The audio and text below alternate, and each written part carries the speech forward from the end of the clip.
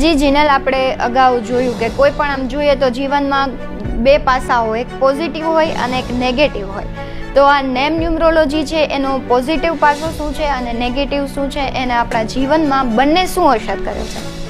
જો તમારું નેમ તમારા મૂળાંક, તમારા ભાગ્યાંક, તમારા લકી નંબર સાથે અલાઇન થયેલું હોય તો એવું જોવા મળ્યું છે કે લાઈફમાં સ્ટ્રગલ થોડી ઓછી આવે. હાર્ડવર્ક તો કરવાનું જ છે. નેમ અલાઇન થયેલું હોય તો તમારા લાઈફમાં ઓપોર્ચ્યુનિટીઝ આવતી રહેતી હોય છે અને જે બી ઓબ્સ્ટેકલ હોય એ ઇઝીલી દૂર થતા હોય છે. તમે જોયું હશે કે હમણાં G20 સમિટમાં ઇન્ડિયાનું નામને ભારત તરીકે રાખવામાં આવ્યું છે.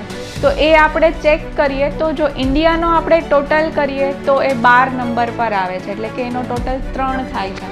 અને ભારત આપણે કરીએ તો એ ટોટલ 15થી, એટલે કે 1+5 કરીને 6 પર લઈ જવામાં આવ્યું છે. 6 નંબર વિનસનો નંબર છે, એટલે ફોરેન કન્ટ્રીથી બી હેલ્પ મળે.